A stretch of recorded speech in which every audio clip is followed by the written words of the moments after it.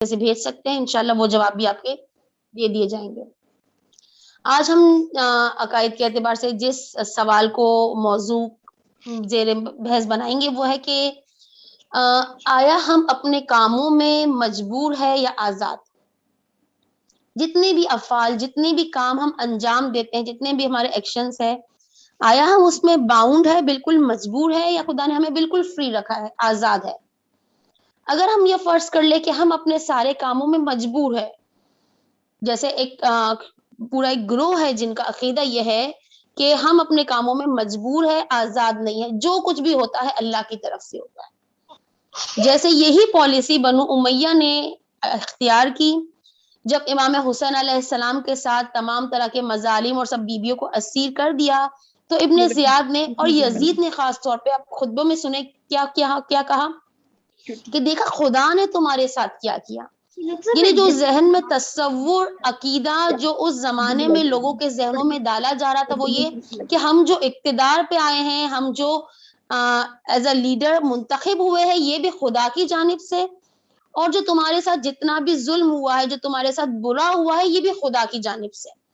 یعنی ہر انسان، بلکہ لوگوں کو خاموش کرانے کے لیے کہ کوئی بھی یزید کے خلاف آواز نہ اٹھائے، اس نے لوگوں کے ذہن کو اس عقیدے سے بھر دیا، جو آج بھی ایک پورا گروہ ہے وہ یہ عقیدہ رکھتا ہے کہ ہر انسان اپنے کاموں میں مجبور ہے، کوئی کام وہ اپنے اختیار سے نہیں کر سکتا، اور جب مجبور ہے تو ہر کام خدا کی طرف سے ہوتا ہے، اس لیے انسان کو خاموشی سے اسے برداشت کرنا ہے، چاہے اچھا ہو یا برا ہو۔ کیا ہمارا بھی یہی عقیدہ ہے کہ ہم ہر کام میں مجبور ہے؟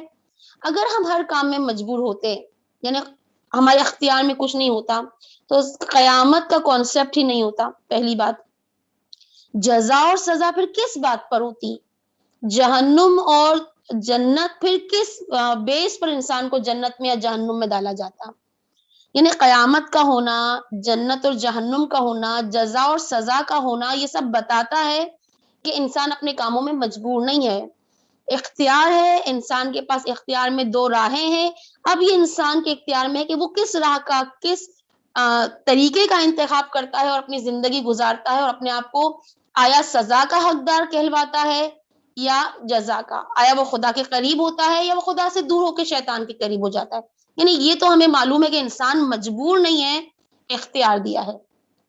اچھا، اب اگر مان لیا جائے کہ انسان آزاد ہے، انسان بالکل با اختیار ہے، یعنی اس کا مطلب کیا پھر یہ ہوا کہ اگر انسان با اختیار ہے، مجبور نہیں ہے، تو اس کا مطلب ہمارے ہر عمل میں پھر خدا کا عمل دخل نہیں ہے، ہم یہ کہیں گے؟ یعنی انسان مکمل طور پر آزاد ہے، کیا ایسا ہے؟ ایک گروہ کا یہ بھی تصور ہے کہ انسان مکمل طور پر آزاد ہے، خدا نے انسان کو بس وجود دے کر خلق کر کے چھوڑ دیا کہ اب انسان جیسے چاہے زندگی گزارے، مکمل طور پر آزاد ہے۔ جیسے کتنی ہی چیزوں کے ہم خالق ہوتے ہیں مگر مالک نہیں ہوتے۔ مثال کے طور پر اگر کوئی ایک گاڑی بناتا ہے، گاڑی کے جو پروڈکشن کرتا ہے کارز کی، وہ اس کا خالق ہوتا ہے، لیکن وہ جب بناتا ہے اس کے بعد وہ سیل کر دیتا ہے۔ اب سیل کر کے اب وہ خالق تو تھا لیکن اب اس گاڑی کا مالک نہیں رہا، اب مالک کوئی اور ہے جس نے خریدی، اب مکمل اس کے اختیار میں ہے جس نے خریدی، اب وہ اسے توڑے، اسے استعمال کرے، اس کا مس یوز کرے، چاہے اس سے ایکسیڈنٹ کروائے، کچھ بھی کرے، اس کے اختیار میں۔ اب خالق سے، جس نے اسے کریٹ کیا، جس نے اسے پروڈکشن دی، اس سے خریدنے والے کا بالکل تعلق ڈسکنیکٹ ہو جاتا ہے۔ کیا ایسا ہی ہے کہ خدا نے ہمیں خلق کر کے چھوڑ دیا؟ جبکہ ہم کہتے ہیں کہ نہیں، خدا خالق بھی ہے اور مالک بھی ہے، یعنی ملکیت بھی ہماری ذات خدا کی طرف سے ہے۔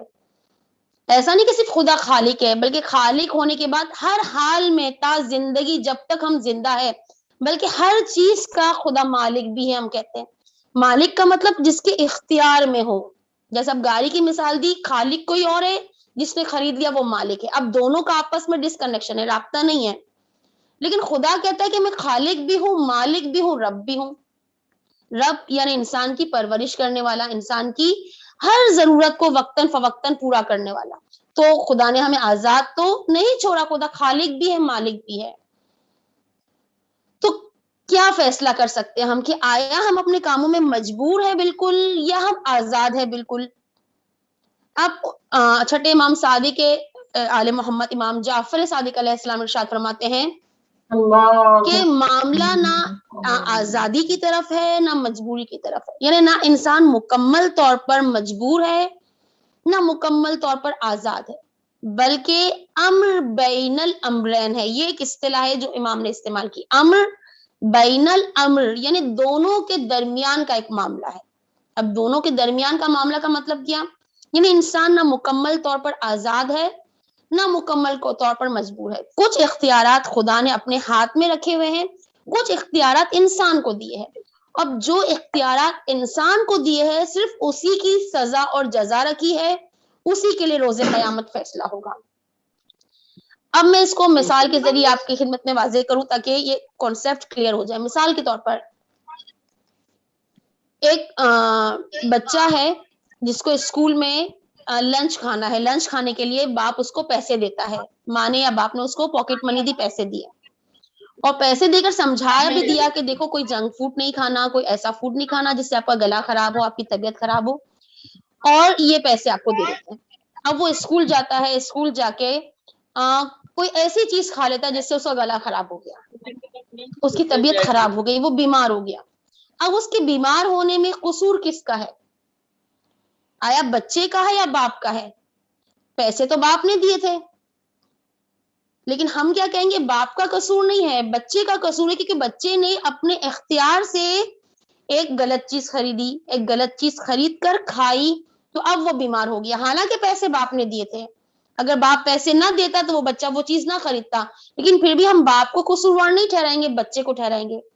یا پھر ایک اور مثال لے، باپ ہے جو اپنے بچے کو بزنس کرنے کے لیے پیسے دیتا ہے، رقم دیتا ہے، اور سارے اس کو بزنس کے اتار چڑھاؤ، اپ اینڈ ڈاؤن سمجھاتا ہے کہ دیکھو بزنس اس طریقے سے کرنا ہے، اس طریقے سے کرو گے بہت فائدہ ہوگا، اس طریقے سے کرو گے نقصان ہوگا۔ اب وہ جوان لڑکا بزنس کرتا ہے اور بزنس میں اسے نقصان ہو جاتا ہے، تو اب کیا قصوروار باپ ہوگا کہ باپ نے اس کو بزنس کے لیے پیسے دیے تھے؟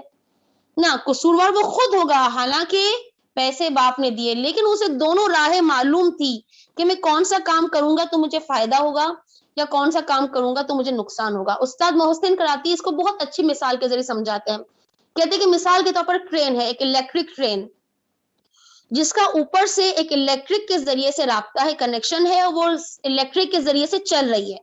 جیسے ہی وہ رابطہ منقطع ہوگا، وہ الیکٹرک کا کنیکشن ڈسکنیکٹ ہوگا، وہ ٹرین رک جائے گی، بالکل اس کا رابطہ ایک الیکٹرک کی ریس سے یا جیسے بھی آپ سمجھ لیں، وہ ٹرین چل رہی ہے، اور ٹرین چلانے والا جو ڈرائیور ہے اس کے ہاتھ میں ٹرین چلانے کا اختیار ہے۔ اب اس کی مرضی جہاں وہ ٹرین کو روکے، دائیں طرف لے جائیں، بائیں طرف لے جائے، ایک اختیار اس کے ہاتھ میں ہے کہ ٹرین کو اسے آگے لے جانا ہے، پیچھے لے جانا ہے، دائیں لے جانا ہے، بائیں لے جانا ہے، کس طرح سے چلانا ہے، مگر ایک اختیار ٹرین کا ان ریس کے ہاتھ میں ہے جو کرنٹ فراہم کر رہا ہے۔ یعنی یہ انسان مکمل آزاد بھی نہیں ہے اور مکمل مجبور بھی نہیں، انسان بھی بالکل اسی طریقے سے ہے۔ خدا نے انسان کو مثال کے طور پر ہاتھ دیے، اب ہم یہ کہیں گے کہ ہاتھ سے ہم جو گناہ کرتے ہیں تو یہ ہمیں سزا نہیں ملنی چاہیے کیونکہ ہاتھ تو خدا نے دیے، نہ، ہاتھ خدا نے دیے ہے، زبان خدا نے دی، ساری نعمتیں خدا نے دی، بس ان نعمتوں سے جو کام ہم کریں گے اس میں خدا نے اختیار رکھا ہے کہ آیا آپ اسے غیبت کرے، جھوٹ بولے، قرآن کی تلاوت کرے، لوگوں کی اصلاح کرے، جو بھی کام کرے، بس یہ زبان خدا نے دی، اس کا مطلب یہ نہیں کہ آپ زبان خدا کی طرف سے ہے تو آپ خدا کیوں سزا دے رہا ہے، ہم تو خدا کی دی ہوئی نعمت سے ہی گناہ کریں، نہ، خدا نے زبان دے کر ہمیں اختیار بھی دیا، اب جو اختیار دیا ہے اس کی سزا اور جزا رکھی ہے۔ یعنی انسان نہ مکمل طور پر آزاد ہے نہ مکمل طور پر مجبور ہے، بلکہ خدا نے انسان کو کچھ اختیارات دیے ہیں، کچھ اختیارات اپنے ہاتھ میں رکھے، بس جو اختیارات خدا نے انسان کو دیے ہیں اس کے متعلق سزا اور جزا ہے۔ امید ہے کہ بات واضح ہو گئی ہوگی، اگر واضح ہو گئی تو بلند آواز سے درود کریں۔ اللہم صلی علی محمد وآل محمد۔ اب انشاءاللہ کل اس سلسلے میں ایک اور گفتگو ہوگی قضاء اور قدر کے حوالے سے، جب ہم اس نقطے کو سمجھ چکے آج آزاد یا مجبور والے نقطے کو، تو کل تقدیر کے حوالے سے بات ہوگی کہ خدا نے کتنی جگہ پہ خدا نے قرآن میں کہا ہے کہ کتنے، اگر خدا جس سے چاہتا ہے ہدایت دیتا ہے اور جس سے چاہتا ہے گمراہ کرتا ہے، تو یہ تو خدا گمراہ کر رہا ہے تو پھر ہمیں سزا کیوں؟ یا قرآن میں کہ ہم نے لکھ دیا ہے لوگوں کے اعمال کو، تو جب خدا نے لکھ دیا ہے تو پھر ہم تو مجبور ہو گئے. یا جو ہم کہتے ہیں کہ یہ تو تقدیر میں لکھا ہوا ہے، یہ تقدیر کا فیصلہ ہے، تو یہ تقدیر اصل کیا ہے، اس کو ہم انشاءاللہ کل ڈسکس کریں گے. اب آتے ہیں موضوع کے دوسرے حصے کی جانب، جو ہے ہمارا تربیت اولاد. تربیت اولاد کے حوالے سے کل ایک نقطے کو آپ کی خدمت میں عرض کیا کہ کس طریقے سے ہم اگر بچوں کو نصیحت کرنا چاہے تو وہ کون سا پیک ٹائم ہوتا ہے، یہ بہت اچھا والا ٹائم جب بچہ کنونس کرنے کے لیے تیار ہوتا ہے، وہ آپ کی خدمت میں کل عرض کیا. آج ایک اور نقطے کو ہم اٹھاتے ہیں کہ کون سی ایسی وجوہات ہے کہ بچے اور ماں کے یا بچے اور باپ کے والدین کی اولاد کے ساتھ جو تعلقات ہے وہ ایک طرح سے دوری کا سبب بنتے ہیں. ماں چاہتی ہے کہ بچہ مجھ سے بہت قریب رہے، اس کی توجہ میری طرف رہے، لیکن بچہ ماں کو اگنور کر رہا ہوتا ہے، باپ کو اگنور کرتا ہے، ایک لا تعلقی سی ہو جاتی ہے. یعنی ایک ہی گھر میں رہتے ہوئے وہ محبت، وہ تعلق جو ایک خاندان کا ہونا چاہیے وہ ٹوٹتا جا رہا ہے، خاص طور پہ اولاد اور والدین کا. اس کی وجہ کیا ہے؟ کیوں آہستہ آہستہ جیسے جیسے بچے پروان چڑھتے ہیں وہ ماں باپ سے دور ہو جاتے ہیں، ماں باپ کو زیادہ اہمیت نہیں دیتے بلکہ ماں باپ کے علاوہ دوسرے لوگوں کو زیادہ اہمیت دیتے ہوئے نظر آتے ہیں. یہاں تک کہ کچھ بچے والدین کو یہ کہتے ہوئے نظر آتے ہیں کہ آپ کو نہیں آتا، آپ کو سمجھ نہیں آتی، آپ تو بہت برے. یہ الفاظ بھی بچے ماں باپ کے لیے استعمال کرتے ہیں. ایسا کیوں ہوتا ہے؟ 3 وجوہات ہے. اب دیکھتے ہیں کہ وقت کے اعتبار سے کتنی ڈسکس ہوتی ہے. پہلا یہ کہ بیجا لاڈ پیار. جب والدین بچوں کو بے جا لاڈ پیار دیتے کہ ہمارا اکلوتا بچہ ہے یا ہمارا چہیتا بچہ ہے، چاہے 2 ہو چاہے 4 ہو، بہت زیادہ لاڈ پیار دینا، ہر اس کی خواہش کو پورا کرنا کہ نہیں میرا بچہ ہے. اگر بچے نے کوئی خواہش کی، ہاں ہم آپ کو فوراً پورا کر دیں گے، ضرور پورا کر دیں گے. کماتے کس کے لیے؟ آپ کے لیے تو کماتے ہیں، ہاں یہ ہمارے لیے افورڈیبل ہے، افورڈیبل ہے اس لیے آپ نے خواہش کی، ہم پورا کر دیں گے. نہ دیکھیں بچے کی نیڈس کیا ہے اور وانٹس کیا ہے. جو نیڈس ہے وہ تو والدین کو پورا کرنا ذمہ داری ہے، جو ان کی ضروریات ہے، ان کی تعلیم کے اعتبار سے، ان کی تربیت کے اعتبار سے، چاہے کچھ بھی ہو، لباس ہے، گیمز ہے، جو جو چیزیں ان کی تربیت کے اعتبار سے ضروری ہے وہ تو والدین کو پورا کرنا ضروری ہے. اس کے علاوہ آسائشیں، وہ چیزیں جو بچہ ایکسٹرا ڈیمانڈ کرتا ہے، آیا وہ فوراً سے پورا کر دینا چاہیے کیونکہ ہم بچے سے بہت محبت کرتے ہیں؟ نہ. اس سے کیا ہوتا ہے کیونکہ بچے کو معلوم ہے اور ماں باپ بھی اس لیے کہ ہم کما کس لے رہے ہیں، ہمارے لیے تو افورڈیبل ہے تو ہم بچے کو منع کیوں کریں. ہر خواہش بچوں کی پوری کر دینا، ہر جائز اور ناجائز خواہش بچے کی پوری کر دینا، اس سے بچے کی ایکسپیکٹیشنز ماں باپ سے بہت زیادہ بڑھ جاتی ہے کہ اب اسے یقین ہو جاتا ہے کہ میں جو مانگوں گا میرے ماں باپ مجھے دیں گے. اور جیسے جیسے بڑے ہوتے جاتے ہیں پھر کچھ ایسی چیز مانگتے ہیں جو ماں باپ نہیں دینا چاہتے یا افورڈ نہیں کر سکتے اور منع کر دیتے ہیں، تو وہیں پر تعلقات کے درمیان ایک گیپ آنا شروع ہو جاتا ہے کیونکہ شروع سے ہم نے بیجا لاڈ پیار میں رکھا، بے انتہا لاڈ پر، جو کہہ رہے مان رہے، جو کہہ رہے مان رہے. نہ، بچوں کو بتانا چاہیے یہ آپ کی ضرورت نہیں ہے، یہ آپ کی آسائش ہے، یہ ایکسٹرا چیز ہے. اچھا کبھی دینا بھی ہو بچوں کو، دلانا بھی ہو تو ایسا نہیں آج خواہش ظاہر کی کل فوراً دلا دیں. نہیں، بچوں کو صبر کرنا، پیشنس کرنا بھی بچوں کو سکھائے. ٹھیک ہے، اگر یہ آپ کی ضرورت ہے، آپ چاہتے ہیں، اچھی چیز ہم آپ کو دلا دیں گے، مگر 1 مہینے بعد یا جب آپ کی برتھ ڈے آئے گی تب آپ کو گفٹ دیں گے. تھوڑا سا صبر کرنا بھی ہم بچوں کو سکھائے، صبر کا جذبہ ہونا چاہیے.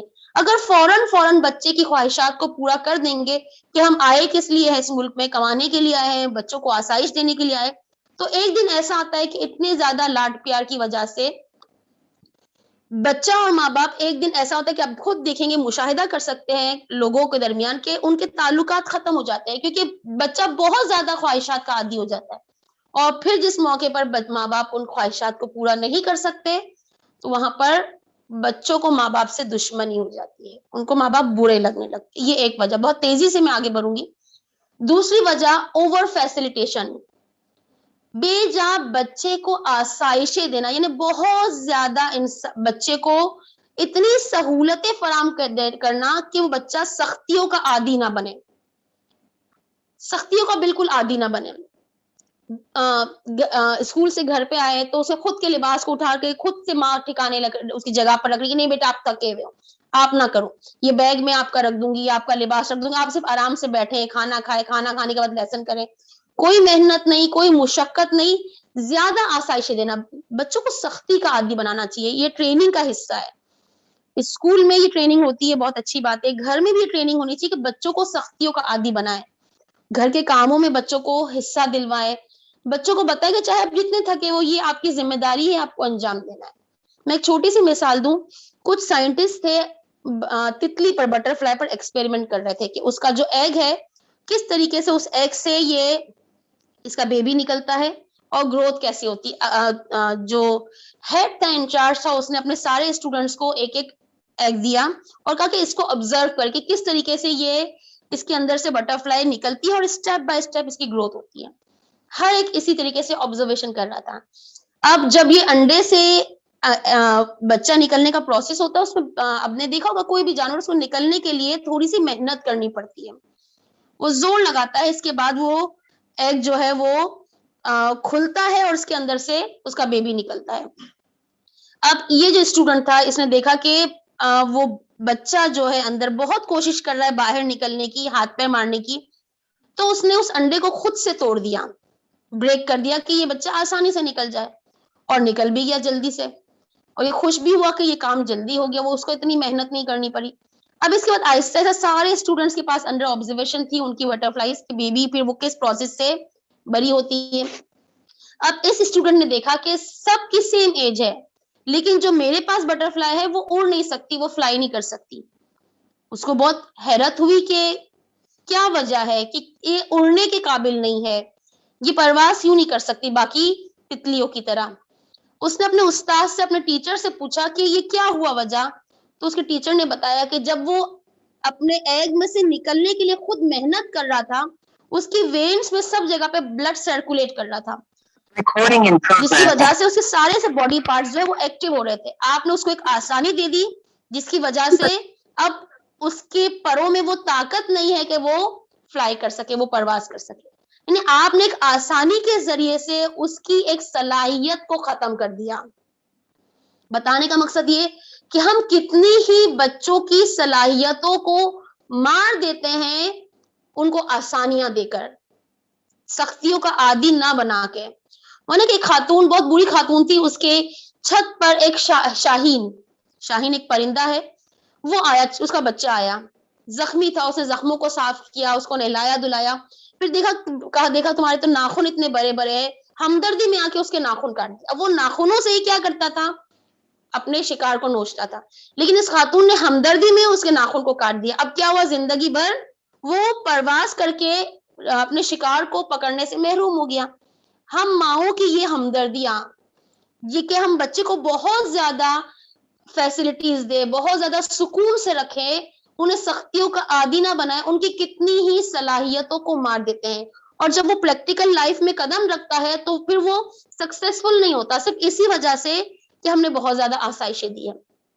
اور پھر اس وقت اسے احساس ہوتا ہے کہ یہ سب کوتاہی میرے والدین کی تھی، اور پھر اس طریقے سے تعلقات، رابطے ختم ہوتے چلے جاتے ہیں. یہ دوسری وجہ. اور تیسری وجہ جو بہت ہی اہم ہے وہ ہے بیجا طرفداری، انڈو فیورنگ، بچے کی بیجا طرفداری کرنا. کسی کے ساتھ بیٹھا ہے یا اسکول میں کسی کے ساتھ جھگڑا ہوا، کچھ بھی، آپ کہیں میرا بیٹا ہمیشہ صحیح ہے، وہ غلط نہیں ہو سکتا. اسے احساس ہونے لگتا ہے کہ میں چاہے جتنا بھی غلط کروں، میری ماں میری ہی طرفداری کرے گی، میری ہی فیور کرے گی. وہ اپنی غلطیوں پر پردہ ڈالنا شروع کر دیتا ہے، وہ اپنی غلطیوں کا احساس چھوڑ دیتا ہے. اور بعد میں جب وہ والدین کے ساتھ بھی غلطی کرتا ہے، اسے احساس نہیں ہوتا کہ میں نے غلطی کی، اور یہی غلطیاں ان کے تعلقات کو آپس میں ختم کر دیتی ہے. بیجا طرفداری نہیں کرنی، بیجا لاڈ پیار نہیں کرنا، اور بیجا سہولتیں دے کے بچوں کی صلاحیتوں کو ختم نہیں کرنا. یہ تین چیزیں اپنے سائیکولوجسٹ بھی یہی کہتے ہیں چائلڈ ایجوکیشن کے حوالے سے، تربیت کے حوالے سے، کہ یہ تین چیزیں بچوں کی تربیت میں اور تعلقات میں بہت اہم رول پلے کرتی ہے. اس لیے کوشش کیجیے ہر چیز میں اعتدال ہو.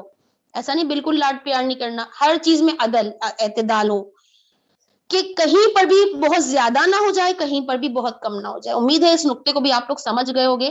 درود بھیجو محمد والے محمد پر. اللہم صلی علی محمد وعلی محمد. گفتگو کو آگے بڑھاتے ہیں. موضوع ہے ہمارا کردار زینبی، اور اس موضوع کو منتخب کرنے کی وجہ بھی یہی ہے کہ جب ہم اپنے آپ کو کہتے ہیں کہ ہم کنیزان جناب زینب سلام اللہ علیہا ہے، یا کنیزان فاطمہ الزہرا سلام اللہ علیہا ہے، تو صرف کہنے سے کام نہیں چلے گا، کردار بھی ہمارا ان کے عین مطابق ہونا چاہیے. ہمارا کردار بتائے گا کہ ہم کس کو فالو کرنے والے ہیں. ہمارا کردار بتائے گا کہ ہم آیا شیطانی راہ پر چل رہے ہیں یا خدائی راہ پر چل رہے ہیں.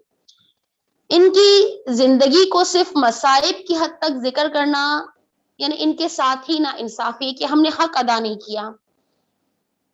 ٹھیک ہے، جو مصائب ہوئے ہم مصائب کے حصے میں بیان کرتے ہیں، لیکن جو ان کی خصوصیات ہے، جو ان کا کردار ہے، جو ہمیں اپنانا ہے، وہ بہت زیادہ اہم ہے. وہ ہمیں دیکھنا ہے. کیا کردار ہے جناب زینب سلام اللہ علیہ کا؟ کل ایک اینگل سے عرض کیا کہ تسلیم و رضا کی منزل پر فائز کی بی بی نظر آتی ہے کہ جتنے بھی مظالم سب کو یہ کہہ کر برداشت کیا، کہیں پر بھی یہ جملہ ادا نہیں ہوا کہ خدا نے میرے ساتھ ظلم کیا، بلکہ جو تسلیم اور رضا کی منزل پر ہو وہی یہ کہتا ہوا نظر آتا ہے کہ ما رأیتہ الا جمیلا، کہ میں نے خدا کو بہت خوبصورت اور حسین پایا. یعنی خدا کی جو بھی رضا ہے میں اس پر سر تسلیم خم کرنے کو تیار ہوں. یہ انسان کے اندر جذبہ ہونا چاہیے جو ہم جناب زینب سلام اللہ علیہا سے سیکھتے ہیں.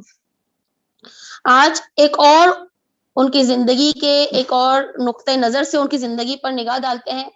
وہ ہے جناب زینب سلام اللہ علیہا کی شجاعت. شجاعت کا جب لفظ آتا ہے، شجاعت یعنی بریوری، شجاعت یعنی بہادری. شجاعت کا جب لفظ آتا ہے تو ذہن میں کیا تصویر آتی ہے کہ ایک شخص ہو جو تلوار لے کر کھڑا ہو، یا ایک شخص ہو جو گن لے کر کھڑا ہو. اس کا مطلب وہ بہت شجاع ہے. یہ ہم نے اپنے ذہنوں میں جو شجاعت کا مطلب بنایا ہے، جبکہ اصل شجاعت کی تعریف کیا ہے کہ جو مصیبتوں اور مشکلوں کا ڈٹ کر مقابلہ کرے وہ شجاع ہے. ضروری نہیں ہے کہ وہ تلوار اٹھائے، ضروری نہیں ہے کہ اس کے ہاتھ میں گن ہو. ہر وہ شخص جو مشکلات کا، جو پریشانیوں کا، جو مصیبتوں کا ڈٹ کر مظاہرہ کرے اور اس کا مقابلہ کرے وہ شجاع انسان ہے. انسان کا ایمان جس قدر مضبوط ہوگا وہ اتنا ہی زیادہ شجاع ہوگا. مومن کے ایمان کا خدا سے کس طرح سے تعلق ہے؟ معصوم فرماتے ہیں جس طریقے سے سورج کا اس کی کرنوں سے، اس کی روشنی سے، اس کی لائٹ سے تعلق ہے، کتنا گہرا تعلق ہے کہ سورج اس کی روشنی کے بغیر بیکار ہے، ہم تصور نہیں کر سکتے. بالکل مومن کے ایمان کا خدا سے اس طریقے سے تعلق ہو جاتا ہے. یعنی با ایمان شخص کا ربط اور تعلق خدا سے اس طرح سے بڑھ جاتا ہے کہ پھر اس سے خدا سے دوری محسوس نہیں ہوتی، اور وہ ہر مصیبت کا، ہر پریشانی کا ڈٹ کر مقابلہ کرتا ہوا نظر آتا ہے. اس کے اندر یہ شجاعت آ جاتی ہے. اور شجاعت کے مقابلے میں کیا ہے؟ بزدلی، جو ایک دھمکی سے ڈر جاتا ہو. اب دیکھیں تاریخ میں ہمیں دونوں طرح کی مثال ملتی ہے، شجاعت بھی نظر آتی ہے، بزدلی بھی نظر آتی ہے. مسلم ابن عقیل جب جو سفیر ہے امام حسین علیہ السلام کی جانب سے کوفہ میں آتے ہیں اور امام کی جانب سے بیعت لیتے ہیں، 18,000 کوفی مسلم ابن عقیل کے ہاتھ میں بیعت کرتے ہیں، مگر شجاع نہیں ہے، ایک دھمکی سے ڈر جاتے ہیں، ایک دھمکی سے. ابن زیاد نے جب دیکھا کہ مسلم کے پاس ایک قوی طاقت، اتنی ساری جمعیت، اتنے سارے لوگ جمع ہو رہے، کیسے اسے توڑا جائے، قاضی شورے کو اپنے پاس بلایا. قاضی شورے کون ہے؟ قاضی القضات یعنی چیف جسٹس، اس زمانے کا چیف جسٹس، لوگوں کی نظر میں باقابل اعتماد، جس کا لوگوں کے اوپر بھروسہ بہت زیادہ ہے اور لوگوں کا اس پر بھروسہ بہت زیادہ ہے. یہ کب سے قاضی ہے؟ یہ خلیفہ دوم کے زمانے سے قاضی ہے. امام علی علیہ السلام کے زمانے میں بھی یہ قاضی رہا اور اب تک قاضی تھا. ابن زیاد نے اسے خریدنے کی کوشش کی. کس طریقے سے؟ دیکھیں ایک شخص بکتا ہے دنیا کی خاطر تو کس طرح سے بکتا ہے.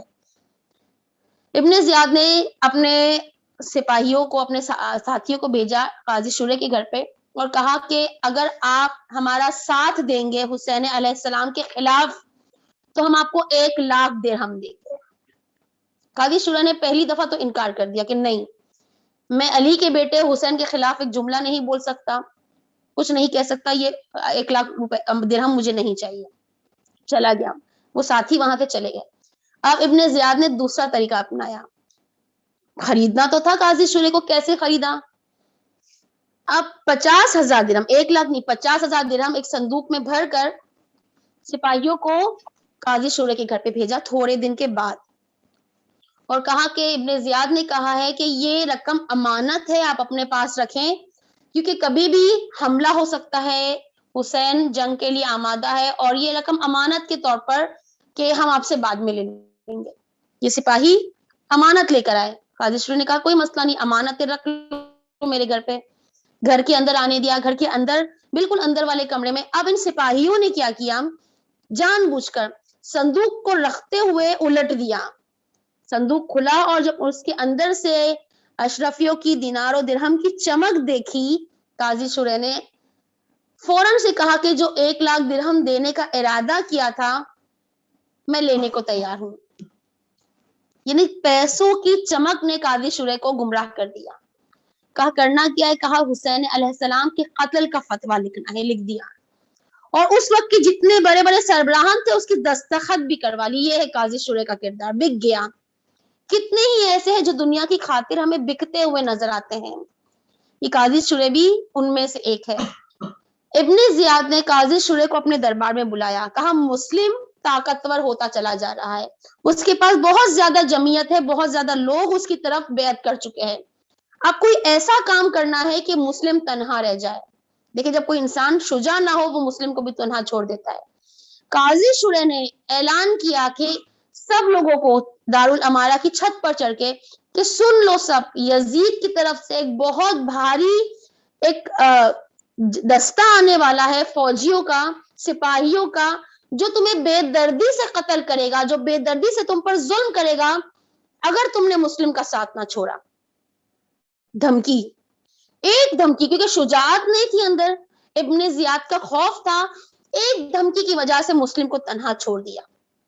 یہ قصے تاریخ کے صرف قصے نہیں ہیں, بلکہ یہ ہمارے ایک لاہی عمل ہے کہ اگر انسان کے اندر شجاعت نہ ہو, فرق نہیں پڑتا کہ وہ مرد ہو یا عورت ہو, اگر شجاعت نہ ہو تو اپنے زمانے کے امام, زمانے کے رہبر کو تنہا چھوڑ دیتا ہے. اس زمانے کے امام کو, امام کی طرف سے بھیجے ہوئے نائب کو, سفیر کو تنہا چھوڑ دیا, مسلم ابن عقیل کو تنہا چھوڑ دیا. کیوں؟ کیونکہ شجاعت نہیں تھی. اگر شجاعت ہو انسان کے اندر وہ ہر طریقے سے مقابلہ کرتا ہے. ہم دیکھیں حضرت ابراہیم علیہ السلام کو, شجاعت ترین نبی ہے. بھئی کون سی جنگ لڑی حضرت ابراہیم علیہ السلام نے؟ نہ, شجاعت صرف جنگ لڑنے کا نام نہیں ہے. 1 سال تک نمرود آگ جلاتا رہا, حضرت ابراہیم کو جلانے کی خاطر آگ کی تیاری ہوتی رہی صرف 1 سال تک. کس طریقے سے شجاعت سے نمرود کے خلاف نبرد آزما ہے, ڈٹ کر کھڑے ہوئے ہیں.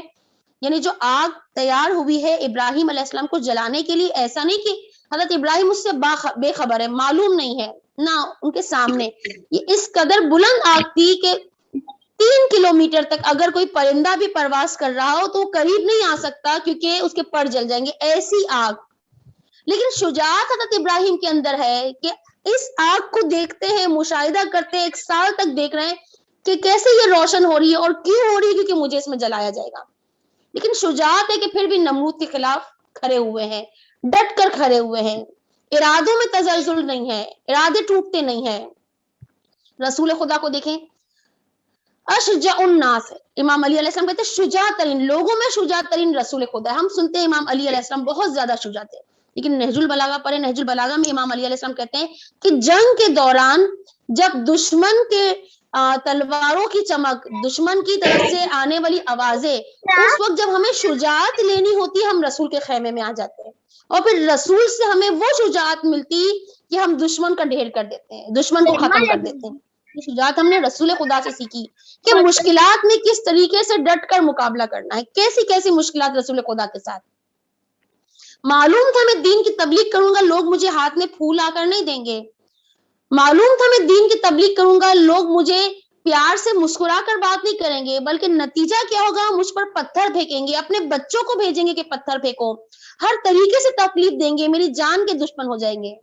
لیکن ان مشکلات میں ڈٹ کر سامنے کھڑے رہنا, یہ ہے شجاعت. امام حسین علیہ السلام کی شجاعت ہمیں نظر آتی ہے. امام حسین علیہ السلام کی شجاعت صرف یہ نہیں ہے کہ تلوار کو اٹھا کے مقابلہ کیا, بلکہ اتنی بڑی فوج کے سامنے جم کر کھڑے رہنا, یہ شجاعت ہے. کتنی بڑی فوج تھی؟ بعض روایتوں میں 9,000، بعض میں 24,000، بعض میں 30,000، بہت بہت تو 30,000۔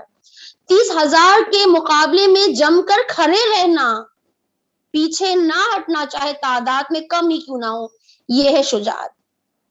دیکھیے جناب زینب سلام اللہ علیہ کی شجاعت، کیا شجاعت ہے۔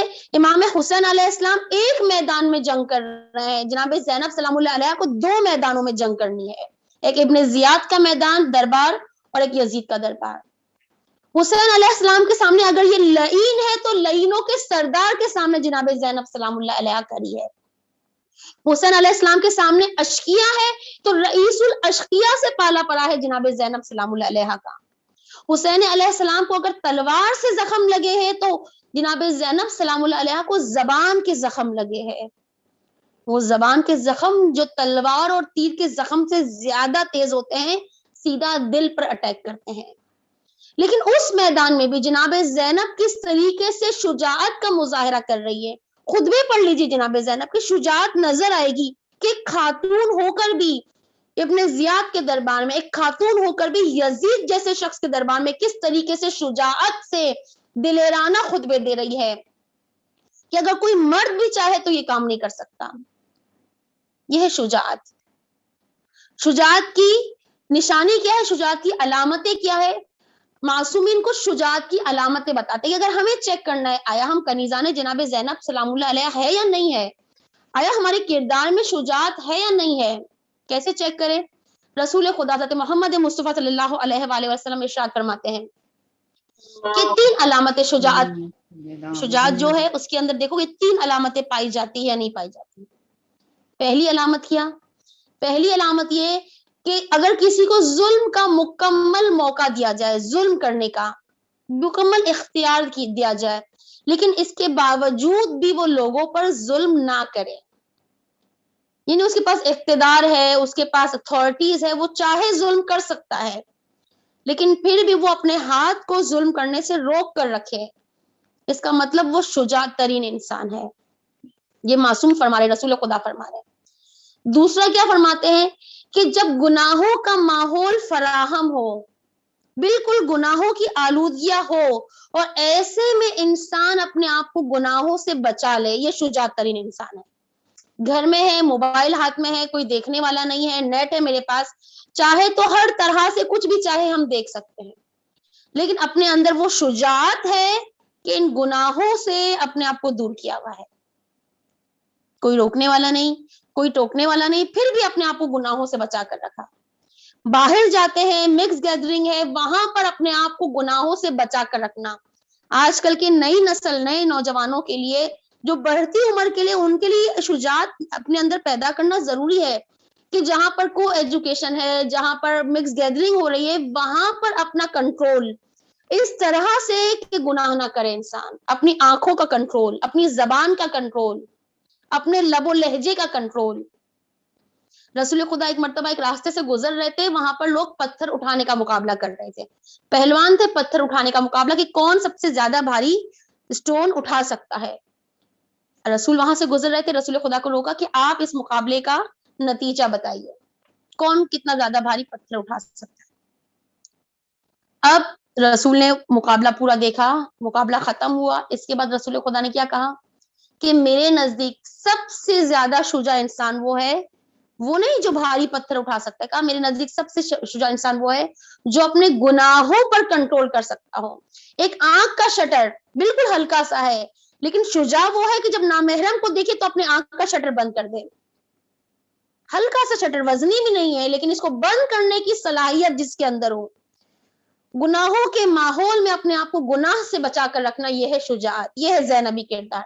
اچھا جناب زینب ہم یہ نہیں کہہ سکتے کہ صرف خواتین کے لیے اسوہ ہے، نہ، جناب فاطمہ زہرا صرف خواتین کے لیے اسوہ ہے، باقی 13 معصومین مردوں کے لیے نہ۔ جناب فاطمہ الزہرا، جناب زینب سلام اللہ علیہ تمام مردوں کے لیے اور تمام عورتوں کے لیے اسوہ ہے، صرف عورتوں کے لیے نہیں، تمام مردوں کے لیے اور تمام عورتوں کے لیے اسوہ ہے۔ اور زینبی کردار یعنی شجاعت آنی چاہیے۔ شجاعت کا مطلب یہ ہے کہ گناہوں کے ماحول میں اپنے آپ کو انسان گناہ سے بچا کے رکھے۔ اور تیسرا رسول خدا فرماتے ہیں کہ جب انسان غصے کی حالت میں ہو، ہم دیکھیں غصے کی حالت میں انسان آؤٹ آف کنٹرول ہوتا ہے، किसी इंसान को पहचानना होना, चाहे वो जितनी बनावटी जिंदगी गुजार रहा हो आपके साथ, यानी ऊपर से बहुत अच्छा, अगर उसको पहचानना हो तो मासूमीन फरमाते हैं गुस्से की हालत में उसको पहचानो, क्योंकि गुस्से में इंसान जो अंदर से होता है वो अंदर बाहर से बाहर निकल रहा होता है। एक ग्लास है, उसके अंदर क्या है आपको नहीं मालूम, लेकिन जो ग्लास से बाहर आएगा वही ग्लास के अंदर होगा, जो बाहर आता है वही अंदर होता है। इंसान के जो अंदर होता है वही बाहर निकलता है। और कब पहचाना जाता है इंसान? गुस्से की हालत में। गुस्से की हालत में इंसान शैतान के हाथ में एक बॉल की तरह होता है। आप देखिए ना, बच्चों के हाथ में बॉल होता है। अब बॉल जब बच्चों के हाथ में होता है तो बिल्कुल बच्चों के इख्तियार में होता है, उसे उछाले, उसे फेंके, उसे दाएं तरफ थ्रो करे, बाएं तरफ थ्रो करे, उसे पैरों में कुचले, जो करे। जैसे बॉल बच्चे के हाथ में होता है, शैतान के कंट्रोल में इंसान गुस्से की हालत में होता है। वो इंसान को गुस्से की हालत में जो चाहे गुनाह करवा लेता है। लेकिन रसूल खुदा क्या फरमाते हैं? गुस्से की हालत में हक कहना, गुस्से की हालत में बुरे अल्फाज ना कहना, हक को बयान करना गुस्से की हालत में, ये शुजाअत तरीन इंसान की अलामत है कि गुस्से की हालत में भी उसे मालूम हो कि उसे क्या करना है। इमाम अली अलैहिस्सलाम जंग में उमर इब्न अब्दुवद ने थूका, वाकई आप सबको मालूम है मुख्तसरन। उमर इब्न अब्दुवद ने थूका, गुस्ताखी की, इमाम अली अलैहिस्सलाम को गुस्सा आया। गुस्से में हम और आप होते तो एक वार से मारना था तो 2-3 वार देके मजीद अजियत देकर उसी वक्त मार देते। लेकिन गुस्से की हालत में शुजा कौन है? अली की शुजाअत सिर्फ तलवार नहीं है, कहे मालूम है कि इस गुस्से की हालत में मुझे क्या करना है। उमर इब्न अब्दुवद को छोड़ दिया, कुछ देर के बाद वापस पलटे और फिर उसे मारा। जब उसे सवाल किया कि पहली दफा तो गुस्ताखी की थी, क्यों नहीं मारा? कहा गुस्से की हालत में था मैं तुझे खालिसतन खुदा की खातिर मारना चाहता था। मुझे मालूम है कि इस गुस्से की हालत में भी मुझे करना क्या है, तुझे छोड़ देना है। हम अपने आप को चेक करें, जब हमारी गुस्से वाली हालत होती है, एक तरफ हम बीबी के आजादार अपने आप को कहते हैं, एक तरफ हम कहते हैं कनीजाने फातिमा ज़हरा है, तो आया गुस्से की हालत में हमारा रवैया, हमारा बर्ताव कैसा है? हम अपने आप को चेक करें। आया शुजाअत है हमारे अंदर? शुजाअत ज़ैनबी है हमारे अंदर? या सिर्फ जनाब ज़ैनब के मसाइब पर हम रोना ही जानते हैं, उनके किरदार पर अमल करना नहीं जानते? दुरूद ज मोहम्मद वाले मोहम्मद पर।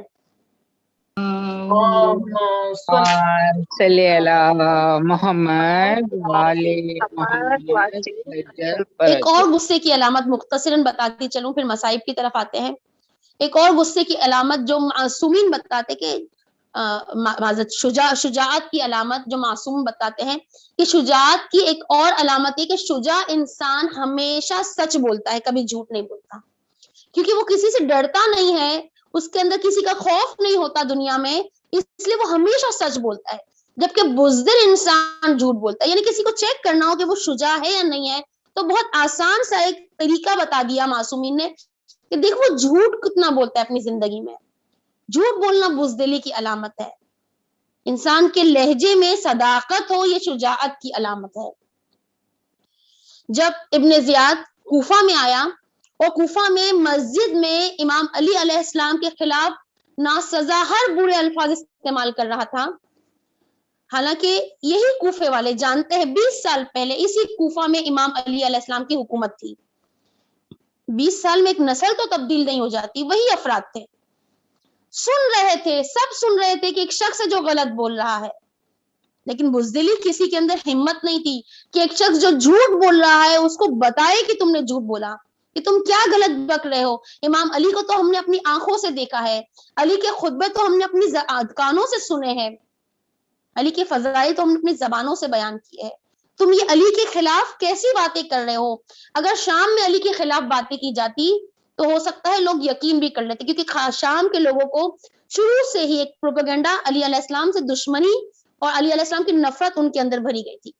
लेकिन कूफा के लोग तो इमाम अली अलैहिस्सलाम को जानते थे, और इब्न ज़ियाद मस्जिद में आकर खुतबा दे रहा है और उसमें अली अलैहिस्सलाम के खिलाफ मुसलसल बातें कर रहा है, लेकिन लोग खामोश है।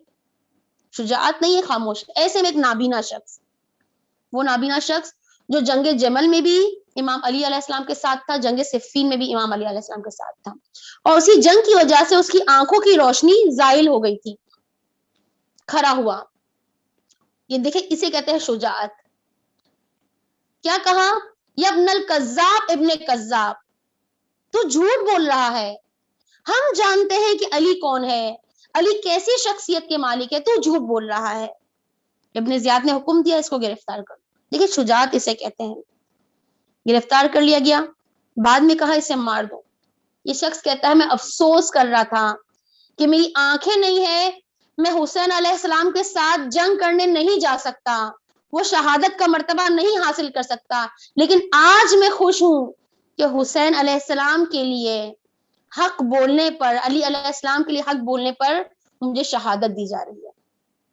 اسے کہتے ہیں شجاعت، کہ جہاں بھی انسان دیکھے غلط ہو رہا ہے، انسان کے اندر اتنی پاور ہو کہ وہ بول سکے کہ یہ غلط ہے، اسے خاموشی سے دیکھتے رہنا، اس کا سہتے رہنا، یہ غلط ہے۔ جناب زینب کی شجاعت ہم اندازہ نہیں لگا سکتے، جناب زینب کی شجاعت کیا ہے۔ یعنی 1 گھنٹے کے لیے بھی اگر کوئی مرد جناب زینب کا کردار اپنانا چاہے، بہت بڑی بات ہے۔ یزید کے دربار میں خطبہ دینا، ہم تو صرف سن لیتے ہیں جناب زینب نے یزید کے دربار میں خطبہ دیا۔ یزید تھا کون؟ کتنی بڑی سلطنت تھی یزید کی، کتنی بڑی سلطنت کہ یزید کی سلطنت کے بارے میں کہا جاتا ہے کہ اس کی سلطنت میں سورج غروب نہیں ہوتا تھا۔ یعنی اتنی بڑی سلطنت ہے، صرف شام نہیں ہے، شام ہے، دیگر کتنے ممالک اس کے احاطے میں، اتنی بڑی سلطنت ہے کہ ایک طرف سورج نکلتا تھا تو دوسری طرف سورج غروب ہوتا تھا، دوسری طرف سورج غروب ہوتا تھا تو تیسری طرف سورج نکل جاتا تھا۔ یعنی اس کی سلطنت میں کبھی سورج کا غروب نہ ہونا، یعنی کتنی بڑی سلطنت ہے، آپ اندازہ لگا سکتے ہیں۔ اس یزید کے سامنے جرأت نہیں تھی کسی مرد کی بھی کہ وہ کچھ بول سکے، اس کے خلاف کچھ بول سکے، چاہے اس کا درباری ہو، چاہے اس کا دوست ہو، چاہے کسی اور شرفا جتنے سردار تھے ان کی بھی ہمت نہیں تھی یزید کے خلاف کچھ بول سکے۔ لیکن ایسے میں جناب زینب کس طریقے سے خطبہ دے رہی ہے، یبن الطلقا، اے طلقا کے بیٹے، اے ہمارے آزاد کردہ غلام کے بیٹے۔ ایک خاتون کا اس طریقے سے یزید کو بولنا، کس کے درمیان؟ 400 کرسی نشین، بعض روایت میں 700 کرسی نشین بیٹھے ہوئے ہیں۔ وہ کون ہے؟ جو اشراف ہے، جو ارباب ہے، جو مختلف قبیلوں کے سردار ہے، جو مختلف ملکوں کے اسٹیٹ کے سربراہ ہے، وہ سب موجود ہے۔ کسی کی ہمت نہیں تھی یزید کے خلاف بولنے کی، نہ کوئی بول سکتا تھا، ایسا یزید کا روب اور دبدبا تھا۔ اور ایسے میں جناب زینب، اور کن حالات میں، حالات کل آپ کے سامنے پیش کی، کن حالات میں؟ ایسے حالات میں ایک خاتون کا بولنا بہت بڑی بات ہے۔ جس خاتون کے بچے شہید ہوئے اس کے سامنے، جو اپنے بھائی سے جس قدر پیار کرتی تھی، وہ بھائی کا سر نوکے نیزہ پر دیکھ رہی ہے، بلکہ یزید کے دربار میں تو الگ تماشا دیکھا۔ کیا تماشا دیکھا؟ تماشا دیکھا کہ یزید تخت پر، ایک تشت ہے، تشت میں حسین علیہ السلام کا سر ہے، شراب پیتا ہے، اسی تشت میں ڈالتا ہے، اور چھری سے دندان مبارک امام حسین کی بے ادبی کرتا ہے۔ یہ سب کون دیکھ رہا ہے؟ یہ خاتون، یہ بہن دیکھ رہی ہے، جس کو بہت زیادہ حسین عزیز ہے، اتنے عزیز ہے کہ 9 محرم کو جناب زینب بے ہوش ہو گئی جب سنا کہ حسین نہیں رہیں گے۔ اس قدر محبت رکھنے والی، اپنے بھائی کا کٹا سر، اور وہ بھی اس حالت میں دیکھ رہی ہے۔ بیوی زہرا کے گھرانے سے تعلق رکھنے والی، مگر سر پر چادر نہیں، زہرا کی بیٹی ہے، سر پر چادر نہیں ہے، بازاروں سے گھوم کر آئی ہوئی، تماشائیوں کی ساری باتیں سہ کر آئی ہوئی، تھکن سے چور، بھوکی اور پیاسی، تازیانے مسلسل کھائے ہوئے، کہ سید سجاد کہتے ہیں کہ میری پھوپھی اماں کی پشت سیاہ ہو چکی تھی تازیانے کھا کھا کر۔ مگر ایسے میں بھی سید سجاد کے جملے ہیں، ایک رسن میں ہم سب کو باندھا جاتا تھا، ایک رسن میں، اور ذرا سا بھی ہم آگے پیچھے ہوتے، چلنے میں دیر ہوتی تو تازیانے پر۔ یعنی یہ بی بی مسلسل تازیانے کھا کر آئی ہے، تھکی ہوئی۔ یزید کے دربار میں جب پہنچی ہے، وہاں پر اس حالت میں بھی خطبہ دیا ہے، اور کس طرح سے خطبہ دیا ہے، میں چند جملے خطبے کے آپ کے سامنے پیش کروں۔ وہاں جہاں ایک عام سی خاتون ہو تو وہ بول نہیں سکتی، مردوں کی زبانیں بھی جہاں لڑکھڑاتی ہے، وہاں ہم دیکھتے ہیں کہ جناب زینب کی شجاعت، یہ ہے شجاعت۔ جناب زینب کی شجاعت کہ زبان لڑکھڑاتی تک نہیں ہے، اور کیا کہتی ہے؟ بی بی زینب کے الفاظ ہے، بی بی زینب کہتی اے طلقہ کے بیٹے، یعنی ہمارے آزاد کردہ غلام کے بیٹے، کیا یہ تیرا انصاف ہے کہ تو نے اپنی مستورات کو، اپنی عورتوں کو چادر اور چار دیواری کا تحفظ فراہم کر کے رکھا ہے، پردے میں بٹھا کے رکھا ہے، جبکہ ہم رسول زادیوں کو، یعنی لوگوں کو بتا رہی کہ ہم رسول زادیاں ہیں، سر برہنہ سر در بدر پھرا رہا ہے؟ اس شخص سے بھلائی کی کیا امید ہو سکتی ہے؟ میں کچھ جملے چھوڑ کر پڑھ رہی ہوں. بی بی کہہ رہی اس شخص سے بھلائی کی کیا امید ہو سکتی ہے جس کی ماں یزید کی دادی نے پاکیزہ لوگوں کے جگر کو چبایا ہو. یعنی یزید کے دربار میں ہی جناب زینب یزید کو اس کی غلطی کا احساس دلا رہی ہے، اس کے آباؤں کی غلطی کا احساس دلا رہی ہے. کسی میں اتنی شجاعت ہے؟ کسی میں اتنی جرت؟ جب یہ خطبے ختم ہوئے نا جناب سید سجاد کے، جناب زینب کے خطبے ختم ہوئے، خطبوں سے پہلے یزید بہت اکڑا ہوا تھا، غرور کے نشے میں مبتلا تھا، سب کو کہہ رہا تھا کہ دیکھو ہم نے کیا کیا. لیکن ان خطبوں کا اثر کیا ہوا؟ خطبوں کے بعد یزید نے کہا کہ ابن زیاد نے بہت برا کیا. کس نے کہا تھا ابن زیاد کو یہ کام کرنے کا؟ یعنی اپنے سر کے اوپر سے سارے بوجھ کو اٹھانے کی، دور کرنے کی کوشش کی، گناہوں کو دور کرنے کی کوشش کی.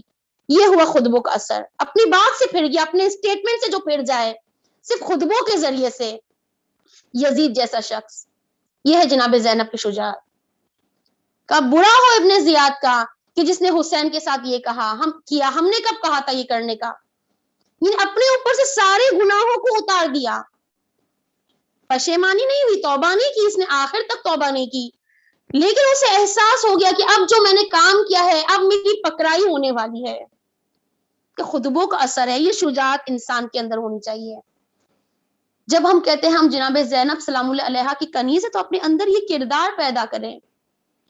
یہ محرم، یہ سفر، یہ عزاداریہ، یہ مجلس صرف رسمی نہیں ہے، یہ مجلس ہے ہی اسی لیے کہ ہر مجلس کے بعد ہم اپنے آپ سے ذرا سوچیں کہ اس مجلس سے، اس درس سے ہم نے کیا ہدایت حاصل کی. آیا محرم اور سفر کے ذریعے سے میرے اندر کوئی تبدیلی آئی، یا میں ویسی ہی ہوں جیسے پہلی تھی؟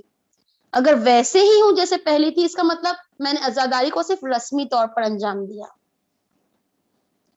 لیکن اگر ہمارے اندر کوئی تبدیلی آئی ہے، کردار زینبی آیا ہے، کردار حسینی آیا ہے، کردار فاطمی آیا ہے، تو یقین جانیے پھر فاطمہ زہرا ہم سے راضی ہے. پھر فاطمہ زہرا ہمارے آنسوؤں کو بھی قبول کرے گی، اپنے رومال میں بھی سمیٹے گی. لیکن جو کردار کو نہیں سمجھتا اور حسین پر روتا ہے، کل بیان کیا تھا نا کوفیوں کو جناب زینب نے کیا کہا؟ روتے ہو اور روتے ہی رہو، کہ تمہارا رونا میرے کسی کام کا نہیں ہے. حالانکہ حسین پر رو رہے تھے، حالانکہ زینب کی چادر پر رو رہے تھے، حالانکہ حسین پر ہونے والے مظالم پر رو رہے تھے، لیکن کیا کہا؟ روتے ہو اور روتے ہی رہو. ایسا نہ ہو جناب سیدہ ہمیں بھی کہہ دے کہ روتے ہو اور روتے ہی رہو. عزیزان، واقعی یہ جناب زینب سلام اللہ علیہا کی شجاعت ہے. کوفے کے بازار میں خطبے دینا، ابن زیاد کے دربار میں خطبے دینا، یزید کے دربار میں کس طریقے سے شجاعت سے خطبے دیے. عزیزان، کوفے کے بازار میں جب بی بی زینب خطبہ دے رہی تھی نا، ایک نابینا شخص اس خطبے کو سن رہا تھا. علی کے لہجے میں جناب زینب کا خطبہ، علی کے لہجے میں. ایک مرتبہ اپنے پاس والے سے سوال کرتا ہے یہ نابینا شخص کہ کیا علی کی، یہ تو علی کا لہجہ ہے، کیا علی کا کوئی بیٹا کوفے میں حاکم بنا کر آیا گیا ہے؟ اس شخص نے کہا نہیں، یہ علی کی بیٹی ہے جو خطبہ دے رہی ہے. نابینا کہتا ہے علی کی بیٹی اور اس طرح سے، اس انداز سے خطبہ دے رہی ہے، کاش میری آنکھیں ہوتی تو میں علی کی بیٹی کا دیدار کر سکتا. یہ شخص کہتا ہے کہ خوش نصیب ہے تو، خوش نصیب ہے تو کہ تیری آنکھیں نہیں ہے، تو نابینا ہے، کیونکہ جو منظر ہم دیکھ رہے ہیں خدا کسی کو نہ دکھائے. کہا کیا منظر دیکھ رہے ہو؟ کہا کہ جس بی بی کو تم دیدار کی خواہش کر رہے ہو، آج اس بی بی کے سر پر چادر نہیں ہے، اس کے سر پر چادر نہیں ہے، اور اس کا بھائی حسین یعنی علی کا بیٹا حسین سر نو کے نیزہ پر ہے. یہ ہے جناب زینب سلام اللہ علیہا جو اس حالت میں بھی خطبہ دے رہی ہے۔ عزیزاً یزید کے دربار میں سب سے سخت وقت کون سا تھا؟ جناب زینب کے لیے آپ جان سکتے سب سے سخت وقت کون سا تھا؟ ہم سنتے ہیں نا کہ بعد میں سید سجاد بہت زیادہ گریا کرتے رہے، اور لوگوں نے جب پوچھا کہ اتنا گریا کیوں کرتے ہیں، واقعی کربلا کو تو عرصہ ہو چکا، شہادت تو آپ کی میراث ہے، آپ کیوں اتنا گریا کرتے ہیں؟ شہادت تو ہماری میراث تھی، لیکن بیویوں اور پھپھو کی پھپھیوں کے سر سے چادروں کا چھن جانا یہ تو ہماری میراث نہ تھی۔ وہ کون سا وقت تھا جو سید سجاد کے کلیجے کو چھلنی کر دیتا ہے؟ وہ وقت تھا جب یزید نشے میں دھت تھا، بی بی کے سر پر چادر نہیں تھی نا، آگے جناب فضہ تھی، فضہ کے پیچھے جناب زینب ہے۔ ایک مرتبہ یزید نشے میں دھت حالت میں سب کے سامنے کہتا ہے میں نے سنا ہے، خطبے سے پہلے جناب زینب کا بھی خطبہ آغاز نہیں ہوا، اس سے پہلے یہ سوال کرتا ہے، کہتے ہیں کہ میں نے سنا ہے کہ علی کی ایک بیٹی بھی ہے، حسین کی ایک بہن بھی ہے جو قیدی بنا کر لائی گئی ہے، آیا وہ زندہ ہے یا نہیں، آیا وہ اس دربار میں ہے یا نہیں ہے؟ علی کی بیٹی کے سر پر چادر نہیں ہے، فضہ کے پیچھے ہے۔ ایک مرتبہ ایک شخص اشارے سے، یہ لمحہ سید سجاد کو کھا گیا، ایک شخص اشارے سے جناب زینب کی طرف انگلی کرتا ہے۔ عزیزہ یہ 400 کرسی نشین، تصور کیجئے اگر ہم کسی مجمع میں بیٹھے ہیں اور کوئی ہماری طرف کسی ایک کی طرف انگلی کرے تو کیا ہوگا؟ سب کی نظریں اس کی طرف ہوگی۔ وہ لمحہ ہے جو سید سجاد کو کھائے جا رہا ہے۔ کیا کہتے ہیں سید سجاد؟ جب اس لعین نے انگلی کا اشارہ کیا تو سب کی مست نگاہیں، سب کی قاتل نگاہیں جناب زینب سلام اللہ علیہا کی طرف، وہ لمحہ میں نہیں بھول سکتا۔ ہمارا سلام ہو جناب زینب سلام اللہ علیہا پر، ہمارا سلام ہو ان اسیران کربلا پر۔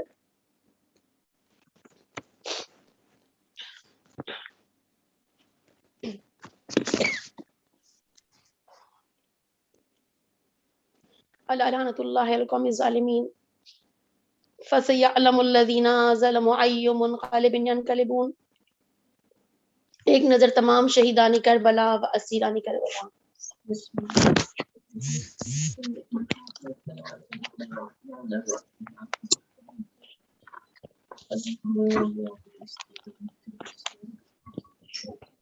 ایک سورہ فاتحہ کل مرحومین والمرحومات والمسلمین والمسلمات کی ارواح کے لیے۔